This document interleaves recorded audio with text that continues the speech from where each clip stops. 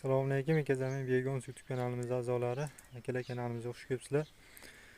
Akalar, yana ish jarayonlaridamiz. Xudo xolasa, bugungi video syomkamiz bizga murojaatlar bo'lyapti. Shu Kaliforniya yog'inchi o'lchanglarini boqishda nimalarga ahamiyat berish kerak, shular haqida telefon orqali ham ma'lumotlar beryapmiz. Hozir videoda ham ma'lumotlar beramiz akalar.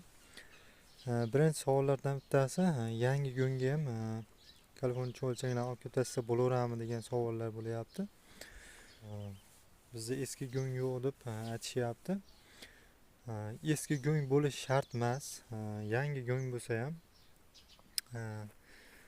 misol 2 ga 5 metr qilib turib 10 kvadrat joy qilasizlarda, o'sha joyga 10 kvadrat joydan boshlaydigan bo'lsalaring, o'sha joyga 20 sm qilib go'ngni yangi go'ngdan tashlab turib 2-3 kun suvdan yaxshilab berib yuboriladi. To chuvalchanglar yeydigan darajaga yetib keladi. 2-3 kunda hidi ham yo'qoladi. Ichidagi zararli suvlari ham, qizil suvlari bo'ladi. Shular ham yo'qolib 2-3 kunda yaxshilab suvni sepilsa, chuvalchanglar yeydigan darajaga yetib keladi shu go'ngimiz. O'shanga bemalol tashsa bo'laveradi. Yangi go'ngga ham 2-3 kun suv yaxshilab sepib yuvish jarayoni bo'lgandan keyin. Xo'p, keyin bitta akamiz telefon qilishyapti bizga, Qashqadaryodanmi ekan bilmayman. 30 yilga go'ng bor menda deyapti. Endi 30 yilga go'ngni men 2 yildan bag'idagi go'ngni men ko'rmaganman. Endi 30 yilga endi o'zlaring tasavvur qilib ko'ringlar. Endi chirindi bo'lib ketgan bo'lsa kerak, misol 30 yilga go'ngda ham qanchadir miqdorda bor deyapti. Shuni ham Kaliforniya cho'lchanglarni berib begimiz ko'rsa bo'ladimi deb savollar bo'lyapti. Uni endi biz ko'rmasdan turib bu narsa deya olmaymiz. Tasavvur qilib ko'ringlar, 30 yilga go'ng qanaqa bo'lishi mumkin? Chirindi bo'lib ketganda endi bu. Misol shu yangi go'ngga keladigan bo'lsak, mana shu go'ngimiz ko'rib turibsizlar. Mana shu yangi sveji go'ng. Sveji go'ng. Mana shu 1 hafta 10 kunlik go'ng mana shu. Endi bunga qanday siz hozir yangi sveji go'ng berib qo'ysiz, bunga ishlar mumkin. Lekin buni tagida 2-3 oydan buyon cho'lchanglar ozuqani yeb turgan jarayonni ustiga tashladik bu yangi go'ngda. Hozir ko'rsatamiz. Mana bu holatdagi, mana ko'rib turibsizlar, mayda granula tashlagan, yeb tashlagan.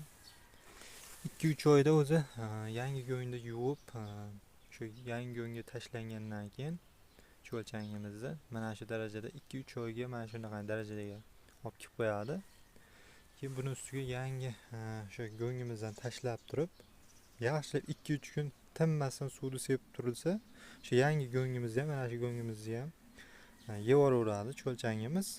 Prosta suvni ko'proq sepib turish kerak. Hidi yo'qoladi, ichidagi zararli suvlari, nimalar yo'qoladi-da buni.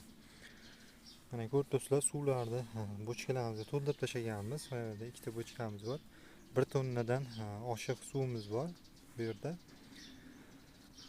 Hop, yana bitta savollardan biri, ichidan ba'zi bir qurtlar bo'ladi. Mana shu go'ngimizda ham ichida. Mana ko'rib turibsizlar, go'ngimizda. Mana shu go'ngimizda ham ichida qurtlar bor-da o'zi. Pashshalar bunga o'tiradi, bilasa pashshadan endi qurt chiqadi go'ngidan. Mana shu go'nglarda ham qurtlar paydo bo'lib qoladi. Mana shu qurtlardan ziyoni yo'qmi deb so'rashyapti. Buni qurtlarning ziyoni yo'q. Ichidan bunaqa semiz qurtlar ham chiqib qoladi har zamonda. Har zamonda ko'rinib qoladi. Semiz qurt deymiz biz. Mana shunday holatda turadi. Endi tagi qora, endi ko'p joyda nima deydi bilmayman. Ko'ti qora bo'ladi. Shu ozuqasi yegandan keyin shunaqa bo'lib qolsa kerak. Shu bizda semiz qurt deydi.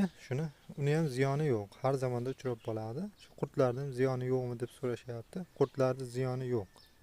Cho'lchanglarimizga. Hop. Mana shunaqa savollar bo'lyapti. Savollarga qo'limizdan kelgancha javoblar beryapmiz. O'sha yangi go'ngga ham tashlasa bo'laveradi. Xuddi aytganimizdek qilib tashlansa bo'laveradi. Mana biz ham shu yangi go'ngdan tashlab qo'yganmiz, mana ko'rishingiz mumkin. Hozir bu yerlarda ham bir sidra og'diramizda, og'darish jarayoni bo'lyapti. Mana ko'rib turibsizlar. Og'darib turib, mana bunda shlaka bloklar olib qo'yganmiz. Shlaka bloklarda yonlariga teramiz. Hozir bir sidra qilib alohida qilamiz-da buni. Yer bilan bitta bo'lib ketyapti. Mana ko'rib turgan bo'lsalaring. ishlarga blok teramiz. Mana bunday qilib trubkacha shaklida qilib bu yerda ham akkuratni qilib qo'yamiz, xudo xolasa. Mana shunday ishlar olib boryapmiz. Qo'limizdan kelgancha nima savollar bo'lsa javob beramiz. Telefon orqali ham bemalol javob beraveramiz. Kaliforniya olchi o'lchanglar yoki begimiz kerak bo'lsa aloqaga chiqaverasizlar bemalol. Manzilimiz Qo'qon Dang'ara. Dang'ara Qo'qon bo'ylab dastavkamiz bepul olib borib beraveramiz. Aloqaga chiqaverasizlar akalar. Sog' bo'linglar, salomat bo'linglar.